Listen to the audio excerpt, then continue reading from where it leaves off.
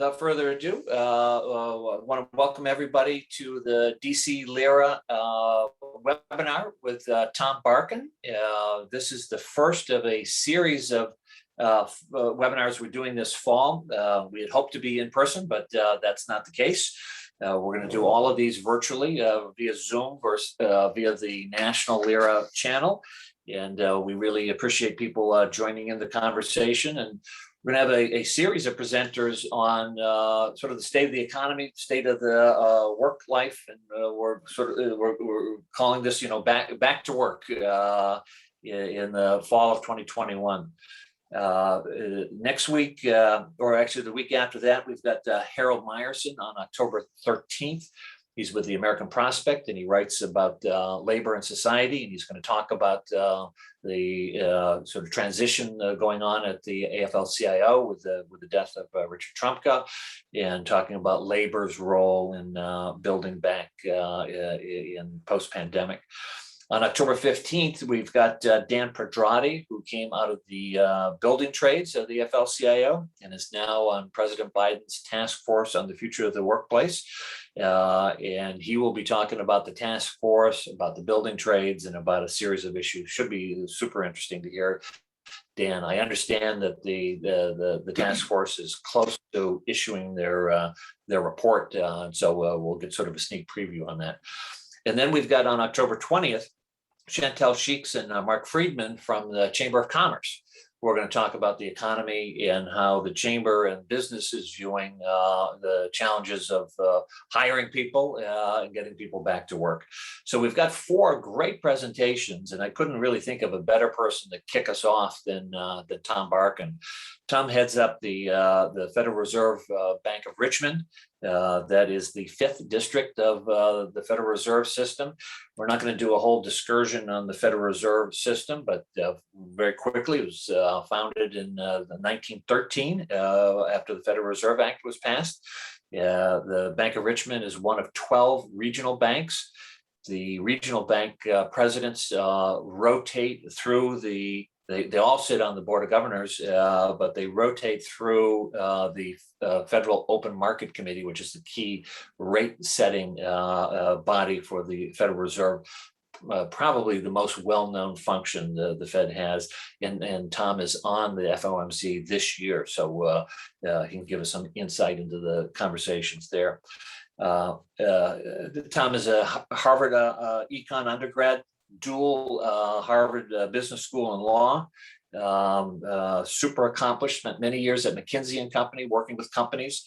So he has both an academic background and a practical background in helping businesses maintain their competitive edge.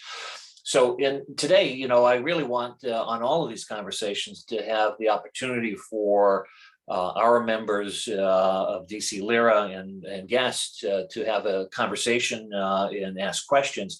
So, I've asked Tom to just give a thumbnail view of the economy. I should have said too that the Bank of Richmond covers DC. So this is DC LERA, and this is he covers our area: Maryland, Virginia, West Virginia, North and South Carolina. So really the mid-Atlantic area is the Bank of Richmond's ground where they work.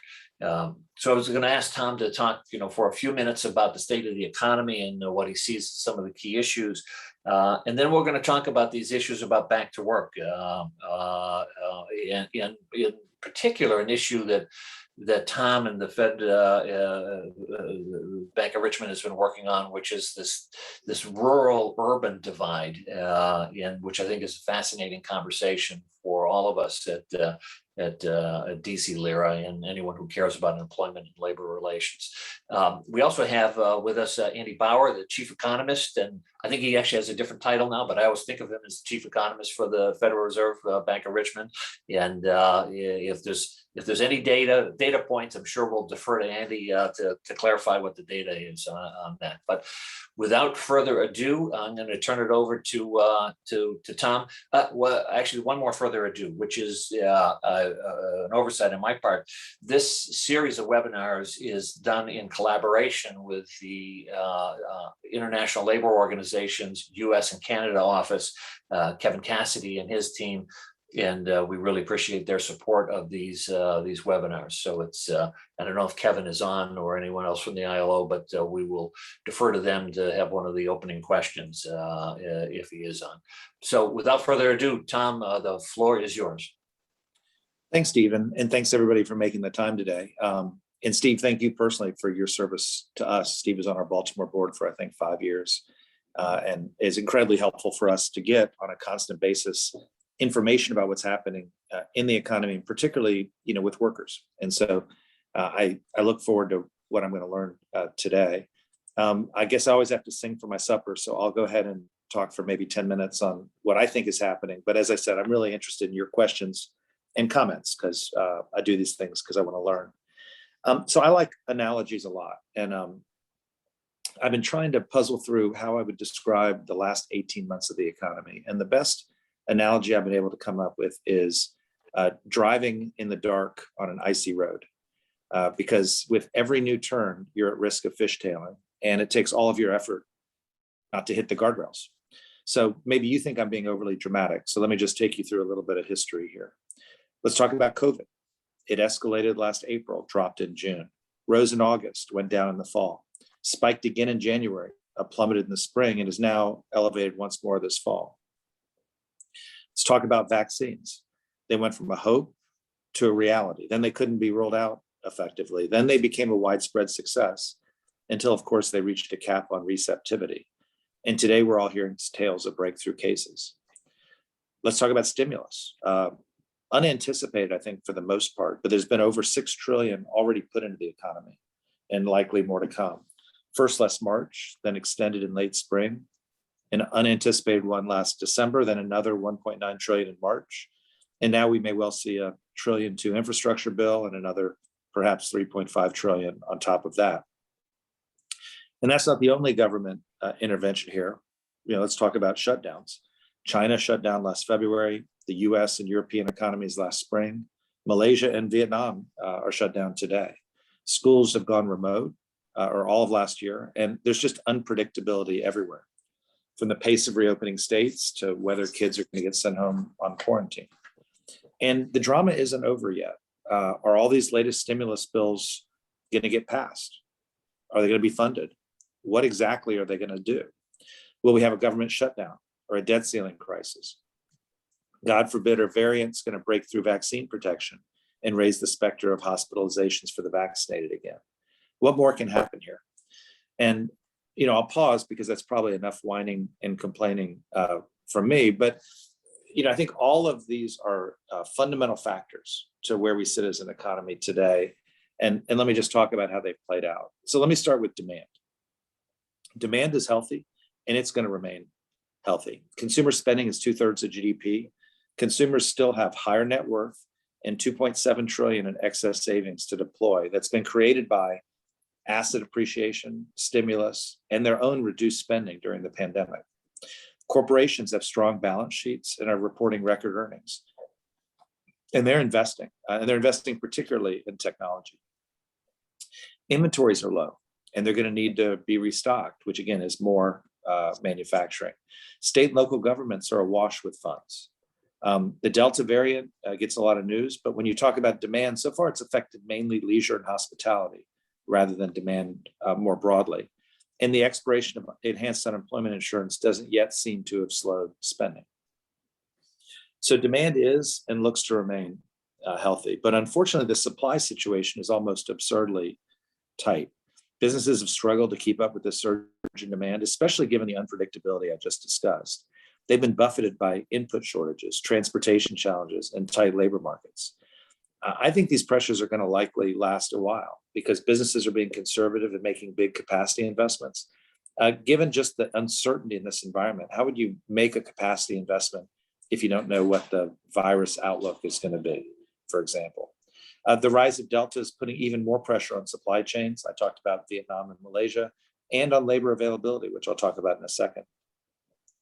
If I can come back to my car analogy, we all understood when auto manufacturers shut down in the context of COVID last spring. But who knew that, in the context of stimulus-supported record demand surge, they would have to shut down again this year, but this time for lack of chips. You and we both care a lot about labor, and labor is short everywhere. We have 10.9 million open jobs as of the latest JOLTS report. That's the highest number and the highest percentage on record. And it's 25% higher than the number of people who are looking for work. And of course, that's strange when we have 5 million fewer workers employed than we did in February 2020. And the difference, of course, is that labor force participation is down significantly. I guess I'd hoped we would see a significant return to work this fall, because I was thinking unemployment insurance was expiring, kids were going back to school, COVID was going to ease.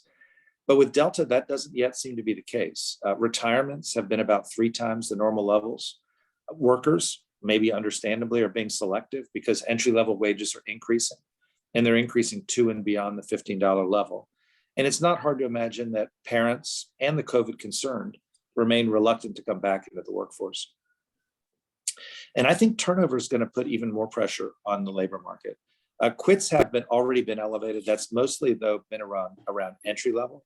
I think they're going to elevate even further in the managerial levels, because you've got a hot market and you've got employees reassessing their life and career choices. And we are going to see mismatches crystallize between employer-employee preferences on things like location, on remote work, and even on vaccinations. And we all know turnover can become contagious because those left behind have to absorb additional workload. And they also get a lens into what alternatives might be, both for compensation and for work style. So supply constraints are pressuring costs. Supply constraints are also pressuring prices. The producer price index has risen at 9.5% annualized over the last 6 months. Average hourly earnings have risen at an annualized 4.9% over the last 6 months. And with strong demand and constrained supply, economic theory suggests prices should rise, and of course they have. Core inflation is up 3.6% over the last year and 5.3% annualized over the last 6 months. Now, I get a lot of questions about the phrase transitory inflation, not actually my favorite phrase, but it's being bandied about a lot. So let me talk about that for a bit. I should start by saying that inflation means different things to different people. Businesses think of inflation as increased cost of inputs. We're actually mandated to look at prices to consumers. Consumers are highly sensitive to increases in food and gas prices, but because of their volatility, they're actually excluded from our core metrics. And businesses are focused on today's price lift. But when we think about inflation, we talk about whether those price increases are going to be persistent year after year after year. So now, have these been transitory? I think there's no question that the initial lift in inflation this spring was driven by factors that we're all going to look back and see were transitory. The price of new and used cars and car rentals were elevated by the chip shortage. If you don't have any new cars, then you have to buy a used car. That increases used car prices. The car rental companies had to rebuild their fleets. That also put pressure on cars. Airline and hotel prices increased substantially, returning to normal after significant declines during the downturn. But they're not really at much more than where they were before the downturn. And cars and travel, that alone was almost 75% of inflation this spring. In addition, the most recent numbers have eased a bit because some of these temporary increases have come back the other way. And so if you look at annualized core PCE inflation since February 2020, since before the crisis, it's actually been about 2.8%, which isn't our 2% target, but certainly isn't a number that would lead to widespread alarm. All that said, I don't think we're on the other side of inflation quite yet. I think these supply chain pressures are going to last a while longer, as I said earlier. Wage pressures look likely to continue. Rents are rising. We may well have more unfunded stimulus. I talked to retailers who are prioritizing reliable supply over low price.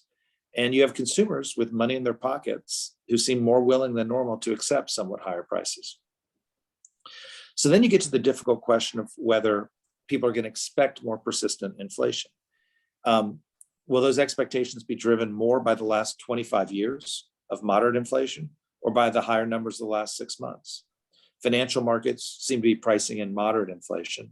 Survey-based metrics seem to be rising to levels last seen before the Great Recession. So I give you all this environment because it sets the context for policy. And I might talk about policy on 2 levels. First, monetary policy, which is what the Fed does. We've supported the economy since the pandemic hit. Now, with demand strong and the risk of persistent inflation, I support beginning the process of normalizing policy. If you can give me one more car analogy, maybe you would call that pumping the brakes. Normalization is a measured process. It has a defined sequence. In our September meeting, we gave advance warning that we will likely start tapering asset purchases soon. By the time we finish the tapering those asset purchases, we'll have the chance to assess the course of the virus and when it's appropriate to increase rates back to normal. But the other policy thing to think about is, how do we get more workers into the workforce? Because without that, employers are going to have wage pressure and price pressure, but also they're going to start reducing service levels and automating jobs. I really do think workforce is going to be the economy's defining issue for the next decade, because prime age population growth is near zero. And so levers that businesses and governments need to explore include, finishing the COVID fight, because that'll help people get into the workforce. Thinking hard about what's the right level of legal immigration, better education, broader workforce preparation programs, better access to childcare for working parents, rethinking and redesigning perhaps tax policy and benefit policy to better incent workforce participation. All these things are about how do you get more people in the workforce. And countries like Canada and Japan actually have had a lot more success at workforce participation than we have. So, as I said at the beginning, we're on an unfamiliar highway. That's of course disconcerting, but I might come back to a few positives. We do seem to have control of this virus, at least for the vaccinated. As a result, this has been the fastest economic recovery in anyone's memory. Those who want jobs can get them. The challenge now are these constraints, these supply constraints that are affecting demand, wages, costs, and of course, eventually prices. And so with that, Steve, I'm happy to take input and comments. I'm looking forward to learning. Perfect. Great, really good, great summary. And, one of the things that is so striking about the current period is how quickly a certain part of the workforce was able to pivot. I mean, the way we have always done these meetings at DC LERA is bringing in a luncheon speaker, and it's all live. And of course, with the luncheon speaker, we provide a lunch. There are workers serving the lunch. There are people manning the stage, so on and so forth. But for a lot of us, going to the Zoom economy has been a blessing, right? You get to spend more time with your family. You don't have to travel so much. I think I was telling you the other day that I did my first business trip in a year. And when I got back, I said, I don't miss that at all. And so how much of that do you think is going on? And is that a transitory thing? Or do you think that these are long-term structural changes in how we're going to conduct business? And I want to feed that into the other thing that you're doing some really pioneering work on, which is the urban-rural divide. Some people were saying early on that, if you can work anywhere, I'm in New Hampshire, right? I don't have to be in DC hosting this luncheon. So 2 things, the Zoomification of the economy, is that a good thing or a bad thing? And is it transitory, or is that a permanent change that we see? And let's talk just a little bit about the urban-rural issue, and then for the other folks who are on the webinar, put your hand up, and I will call on you, because that's pretty much the last question I'll ask for a while. So Tom, those are sort of 2 places to launch into. Well, 18 months ago, in the interest of our employers, we all went home. We didn't do it for ourselves. We did it for our employers. We were all scared. We were nervous. I remember asking my team, what am I going to do? I have no idea if I'm not out talking to people. But we all figured it out. And as you said, once we figured it out, a lot of people, not everybody, a lot of people said, hey, I kind of like this. And so, you can't give people stuff they like and assume that they're not going to want it. And so I think the notion of returning to where we were before is just not going to happen. But I think the question of where we land is highly uncertain. And what I like to say is the market hasn't yet spoken on that. Let me say what I mean. Well, you're just a business. You're out there competing with other businesses. Your salespeople have probably been very productive remotely. Well, how are you going to react the first time you lose a sale to somebody whose salesperson was there in person? So are salespeople going to travel or not travel? I think the market's going to decide. There'll be some customers who insist on it and some who actually insist the other way. A lot of companies are saying, you know what, I'm giving up my real estate. I'm going to save that real estate money. I'm going to hire better people remotely, and I'm just going to go to an all remote place. There are other employers, and certainly I believe this, who believe that culture matters, connectivity matters, collaboration matters, and values matter. And you can't really install those efficiently remotely. Well, those two institutions are going to compete. One has more real estate cost, one has more culture. Let's see who wins that. It's the same thing on the employee side. There are a lot of employees who really never want to go back again. Well, okay. If you never want to go back again, then I think there's somebody out there who's going to hire you. The question is, what's your career going to look like? I keep telling my kids that if you're 100% remote, you're competing with somebody in an offshore country, right? Who's probably a lot lower cost than you are. Because if you can do the job purely remotely from Richmond, then you can do the job purely remotely from, India. And so I personally believe that careers are built off of networks and relationships and being noticed and showing up and building, mentoring, sponsorships, all those sorts of things. And I just don't know whether we've got a technology to do that remotely. But it's easy for you and I, who, no offense intended, have been around for a while, to, have a point of view on it. I really think the market's going to speak. And I think there are some folks today who are going to work purely remotely and be perfectly happy with that. But I believe that you're going to need to get into contact with humans to have the full career experience that's out there. So all that's going to happen. And I think that lets me pivot to the rural urban thing, because the market's got to speak on that too. Now, there's no question that in a world of hybrid work, having a studio apartment in Washington, DC or New York is not nearly as attractive as it was before. So people want more house, people want more space. I think that's going to be a long-term trend, not a short-term trend. And so there's an opportunity for small towns, because small towns do have more space. In addition, this ability to work remotely. I used to talk to people in small towns who say, I can't even recruit a doctor because what am I going to do with their spouse? Well, now you may not have to quit your job if your spouse moves to another town. You could keep your job and work remotely. So I think that flexibility will help. Of course, that flexibility requires broadband, and not every small town has good access to broadband.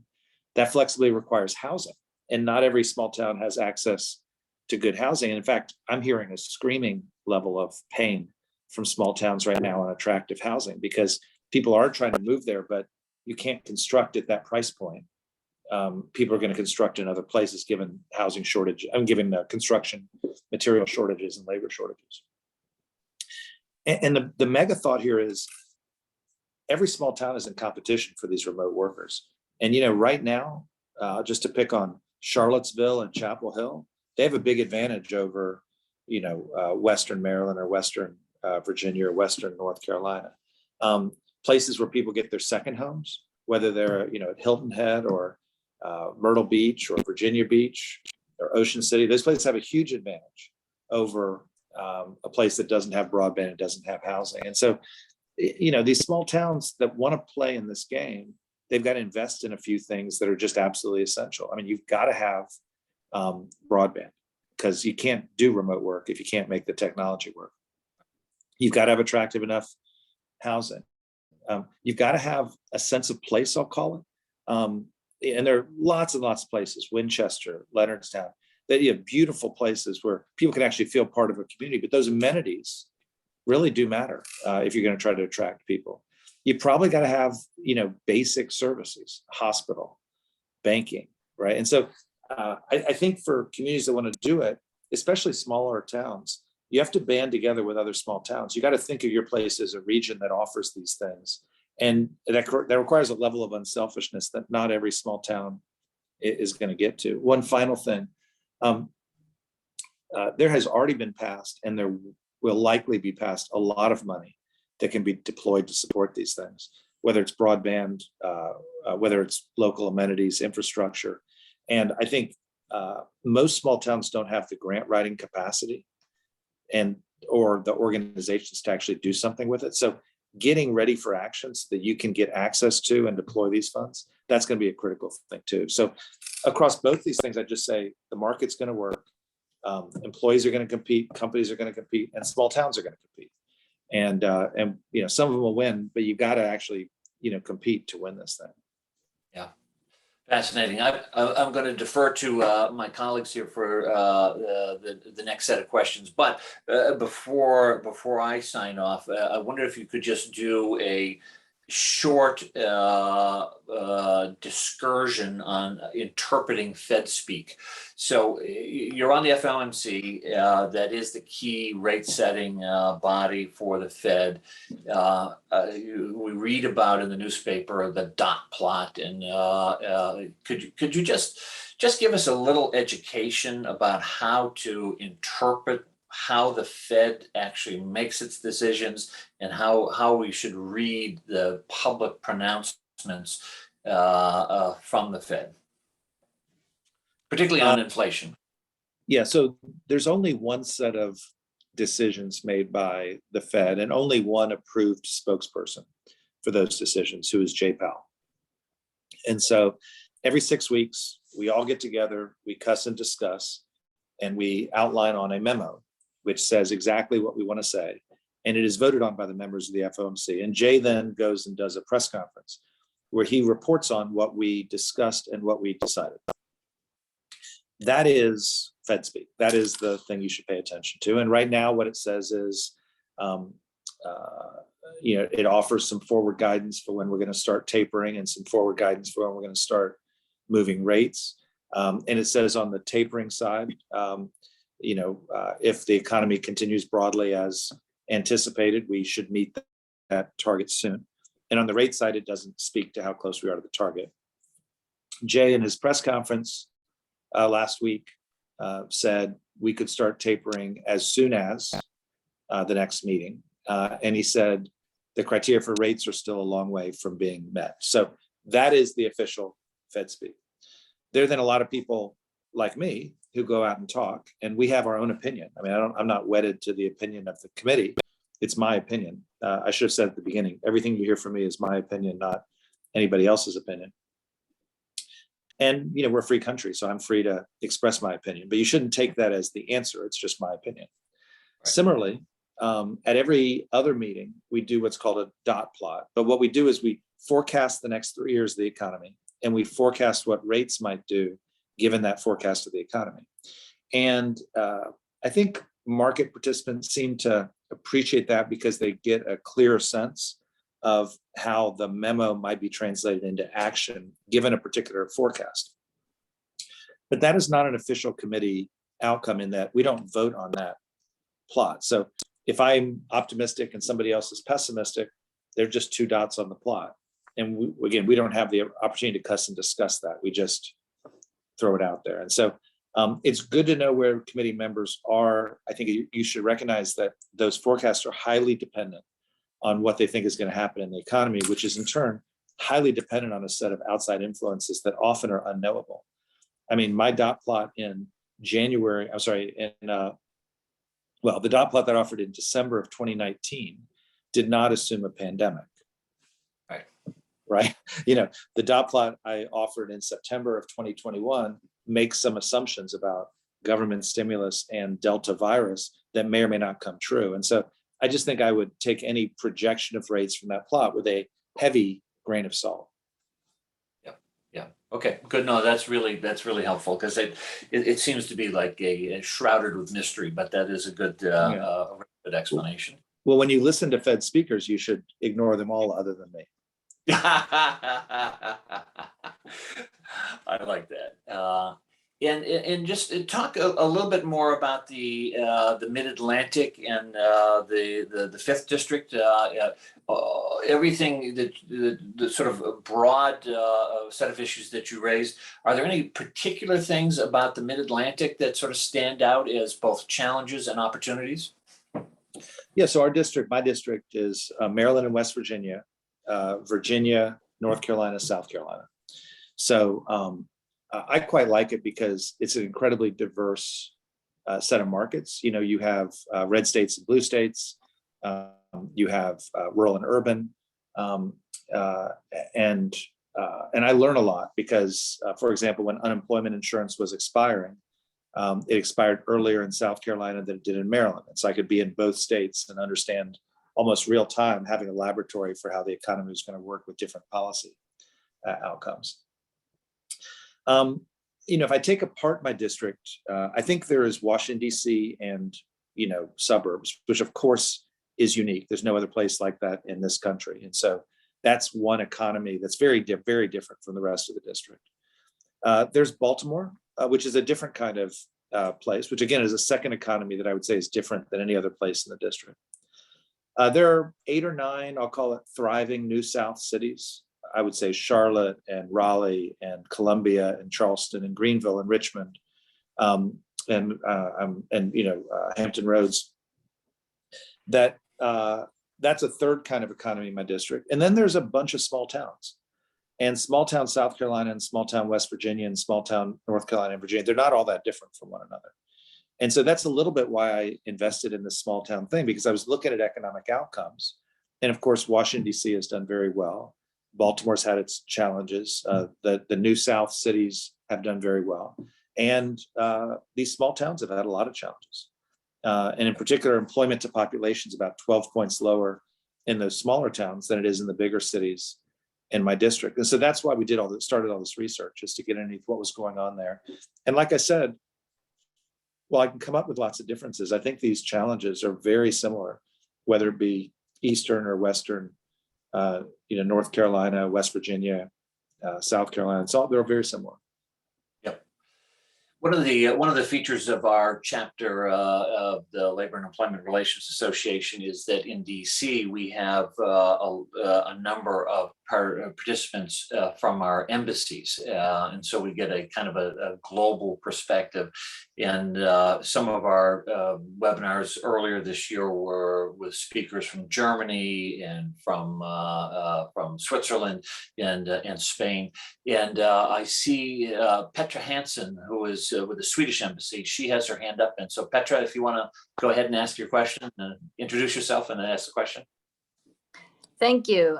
Yes, good morning. So I'm from the Swedish embassy, Petra Hansen. I'm the counselor for financial and labor issues. So thank you so much for joining us today. It's really interesting, fascinating to listen to you, Tom. So I would like to pick up the issue of skills. It might not be at the core of what you do at the Fed, but you have mentioned all these labor market aspects, which are all very relevant, I would say, to the debate also in Europe, even before COVID, because automation is very much happening and small towns are struggling. In a country like mine, we have a lot of small towns, a lot of rural, remote areas who also need to stay relevant and attract people who pay taxes is at the core of their challenge. So just to ask you a little bit, maybe also now that you have all these different states that you cover, that is a very interesting aspect, of course, being different in character. But how do you see the whole skills debate playing out? I mean, we can see now that it's really fast forward in terms of people having to reskill, retrain. Because education, of course, is fundamental, but it takes a while for education efforts to show on the labor market. It would take, depending on which ages you're looking at. But reskilling, of course, can help very short term.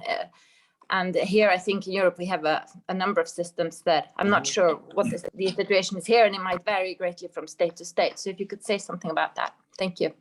Yeah, and luckily I'm not close to what exactly Sweden's doing, so I'm not going to mischaracterize anything you're doing.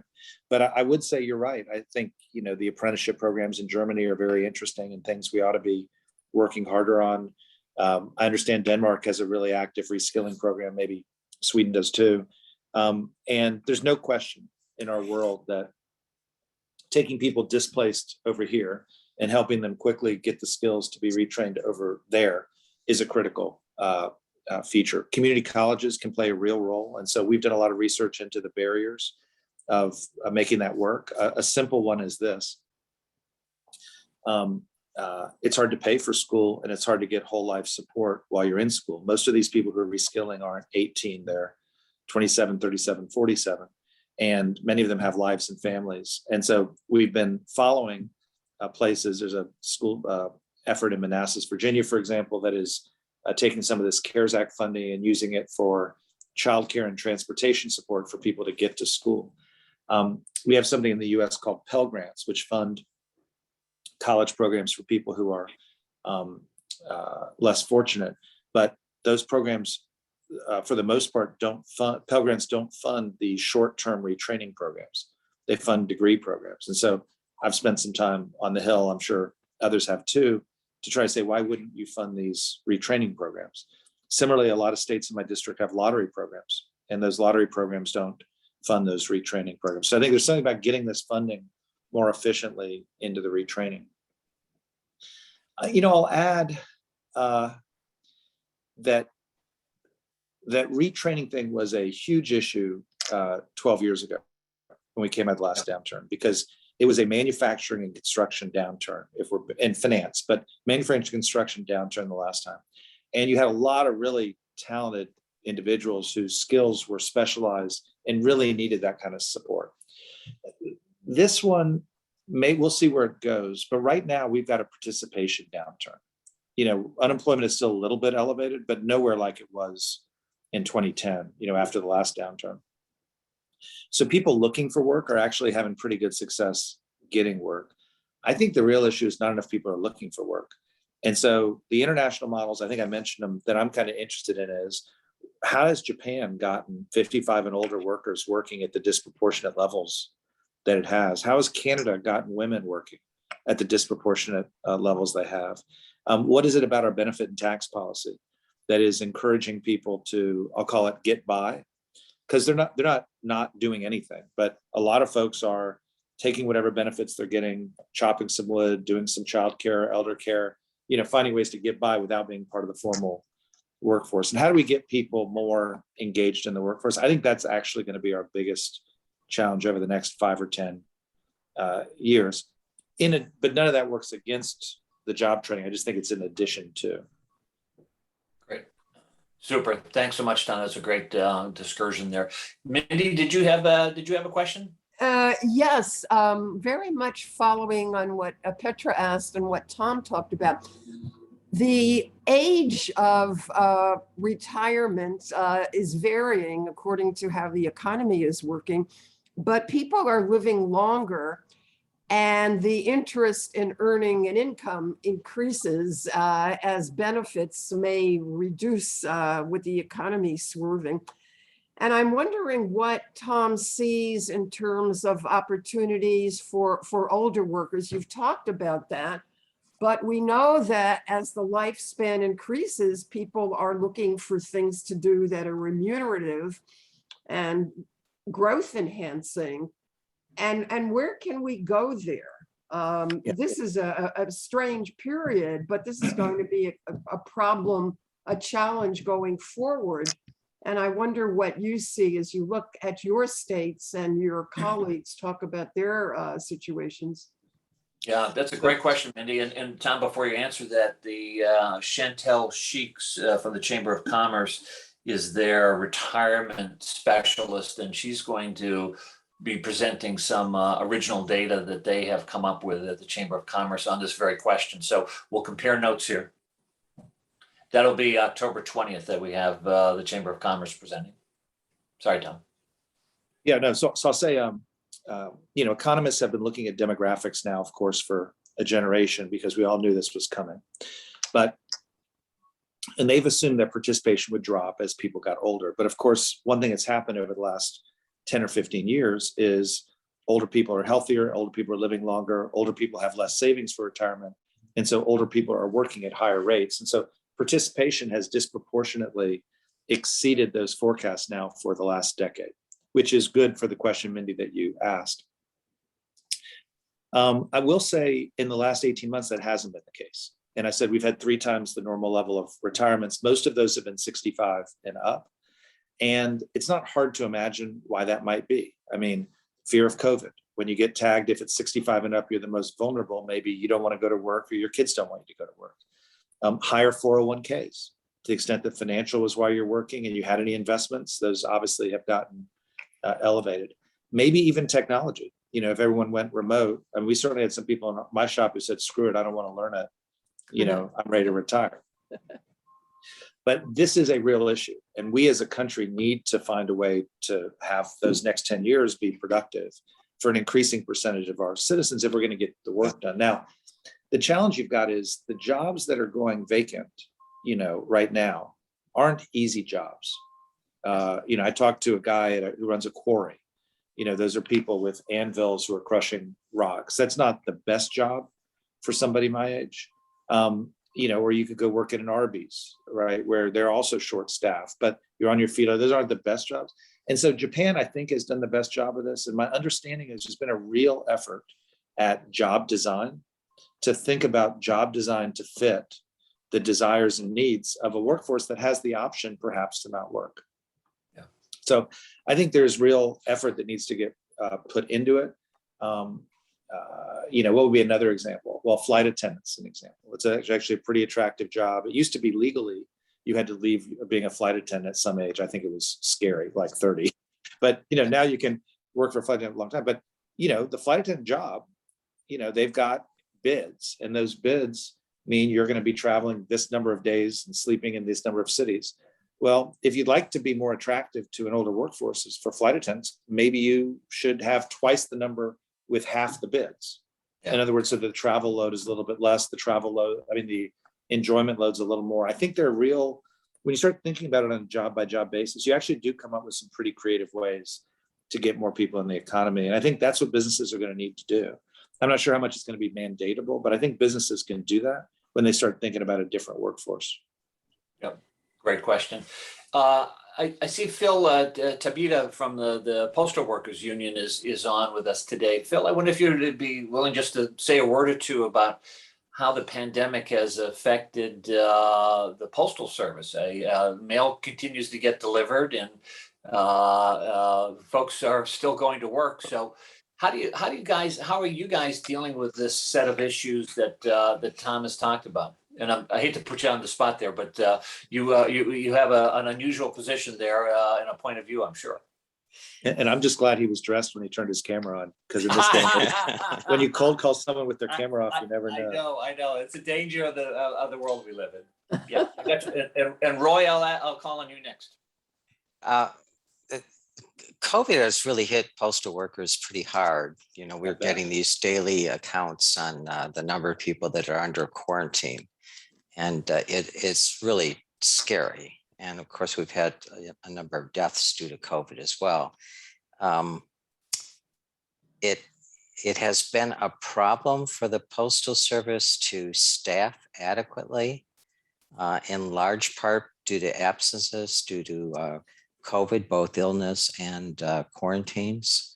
And that's been a real difficulty for the Postal Service. They have made Herculean efforts to hire, and they're having trouble with that, as are a lot of other transportation companies. So the pandemic effect has been very significant and continues to be. So that's the thing. We have negotiated a number of benefits for people to help make sure that they have income while they are out, and they have protection for being out when they need to be out. And those have been negotiations that continue. We have had temporary memos extended and extended and extended. And we're beginning to wonder whether or not we need to have some permanent stuff on the shelf to deal with this kind of thing. We don't know when it's going to end, and it could happen again. So we're trying to take those learnings and and make them a little more permanent. But that problem of hiring is quite difficult. And of course, we have the normal problem in the economy with drivers. There is a real shortage of drivers, and it takes a lot to get them to come to work. And if you don't have the right set of benefits, and if you don't have the right pay, drivers have a lot of choices. Phil, you made Yeah, me. it's really is. Yeah. Go ahead, Tom, and then we're going to call on Roy. Go ahead, Tom. I was just gonna say, you made me remember something which I should say to this group, which is, as you know, normally when you talk to employers and you ask about the workforce and they're unionized, there's some back and forth about, how they feel. In this crisis, what the unions have done for the employers, I think has been, widely appreciated and recognized. I mean, it's really been a sea change, I think, because it really is the nature of the relationship where a lot of them are actually unbelievably relieved someone can speak for the workers and help them navigate it. So you talked about those extended letters. I'll just tell you, I've talked to a lot of employers, and I don't know where they would be without what you guys have done. Well, there's also the unpopular decisions that are made. The employers can blame us. Well, that would be the other. So that's also what makes the Fed popular, is that our decisions can get blamed as well. I think Elizabeth Warren called Jay Powell a dangerous man yesterday. Yeah, she did indeed. Roy Jones, you're on mute. Roy, you're on mute. There you go. Go ahead. Still on mute. Can't hear you. Is that better? That's better. Now we can hear you in all your British accent glory. Yeah, I am the immigrant in the room. Tom, I'm interested and intrigued as to how your Fed and the broader Fed thinks about labor markets and the theories underpinning that. It just seems to me in the United States, and you referenced different outcomes in Sweden, Denmark, Germany, Japan, which have a wholly distinct and different labor market approach historically, both economically and sociologically. So as I see the American system at the moment, we have, and the reference was made to, highly skilled professionals who can sit at home in front of our computers and communicate and can work. But outside of that, those people with degrees and higher degrees, the big bulk of the labor market, it seems to me, in America is very, very bifurcated. And so you've got this kind of monopoly power in the labor market, without getting too wonkish, where employers have all the power. And so we're seeing at the moment in in what we can call an exit. We can't call it the exit, it's an exit from COVID. And for all the sociological reasons, we have people turning down work, quitting work, moving, and there's a high turnover. And now we're seeing some kind of offering of bonuses to entice people back into the labor market. But that doesn't solve the fundamental problem within the labor markets, where you have very, very weakened unions in the private sector, and the bulk of the American labor movement organized in the public sector.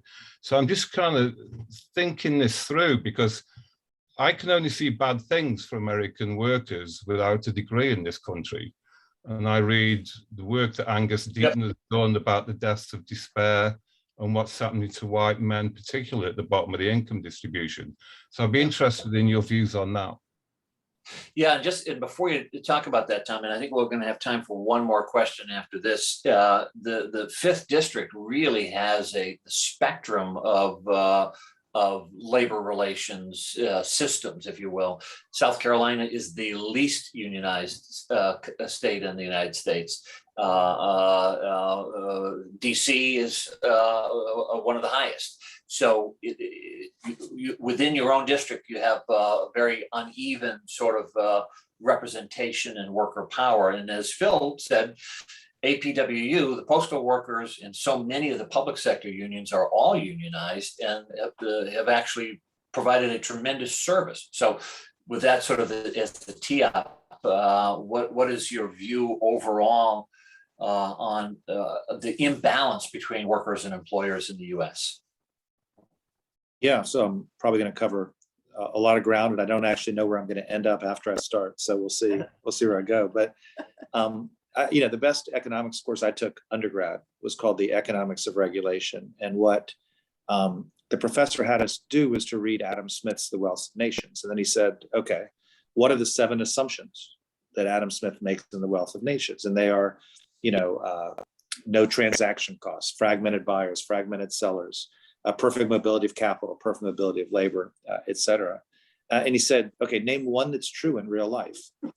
And the answer is none of them are true in real life. And in particular, I'd say workers have met 2 of them, those assumptions, I'd say in spades over the last 25 years. One is fragmentation of buyers. The buyers of labor are not fragmented. In fact, there's consolidation, right? And the second is perfect mobility of labor. Labor is not perfectly mobile. And so I kind of think what we've had in the US for the last 25 years has been 3 sectors of society. And I won't get this perfect because I'm putting an academic theory per your question, but this is how I think about it, that have had very different paths and outcomes. You've had the professional class, college educated, whatever, largely non-union, largely mobile, largely able to compete in the world of talent. Economics have been pretty good. You've got I'll call it the manufacturing construction class, if I can be, way oversimplistic, that has been largely unionized and has increasingly come down, over time, and particularly after the Great Recession, just got decimated with very low mobility, very low labor mobility. I really like this book, Janesville, which you've probably read, which just describes an auto plant and all the efforts made after it closed by all those workers to get the next job, and it just didn't work the way the theory goes. And then you've had this massive growth sector, which is called low-end personal services, which is unionized in some places, not in many others, but it's everywhere from restaurants to caterers to retailers and the like, and all of those jobs have just been booming. So you've had growth at the high end, growth at the bottom end, shrinkage in the middle, of course, what COVID's done is it just took laser light focus at the bottom end of the worker group. And so they all had to go to work, right? Like we were talking about postal service, they lost their jobs because we had a disproportionate shutdown in leisure and hospitality. What's interesting then is what's happening now, which is a lot of those people have actually left. Now, my sense is where they've left these low-end service sectors, some of them they've left to be home with the kids, home on benefits, whatever. But many of them have left to go to work in a distribution center for Amazon or Walmart. I mean, that's actually by a multiple, the biggest growth industry that exists right now is distribution centers. And they're paying a lot of money. You've now got a bunch of people coming back in to the market. By the way, many of these people don't have market power, right? You're talking restaurants, small retailers, and they can't get any workers. And so there's been a bidding up of wages in that marketplace. And where that ends is pretty interesting because that's a marketplace. I didn't mention offshoring, but offshoring has hit the middle as well, I think in a disproportionate way as jobs have gone to India or Costa Rica or Poland or wherever. But, it's pretty hard to offshore a waiter. Right, automation is going to play its role in there. We'll see how far you can take that, at a fast food place. But I think you've got a very different market environment for that sector of the workforce than you had before. And of course, that's why you're seeing wages up, but I don't know how that's going to land. In addition, all this stimulus and all this excess savings has now been a boom on the manufacturing side. We don't have a housing crisis, we have a housing crunch. And so it's a boom on the construction side. And so that sector, I think, is also massively short and ready to go. And so I don't know. I think the market power of labor in this market is going to be different than it's been the last 15 or 20 years. And how that plays out, I couldn't predict.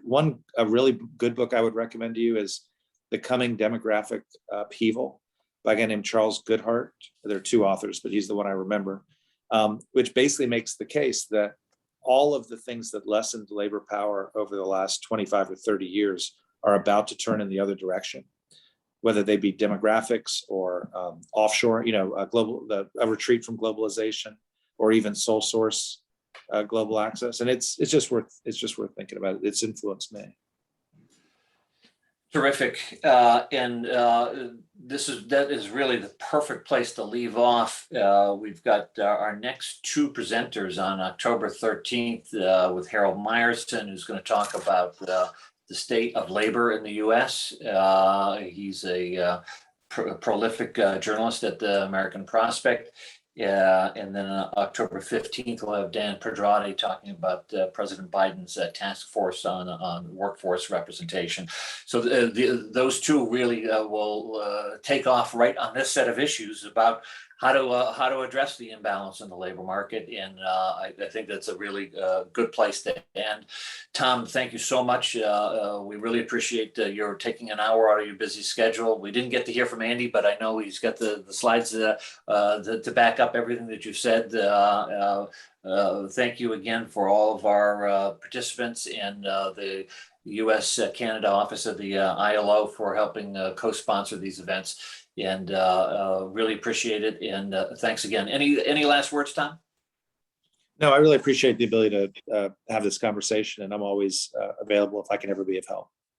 Great. Super. Thank you, everybody. Have a great day. Be safe, and we'll hopefully see you October 13th at our next one. Thanks.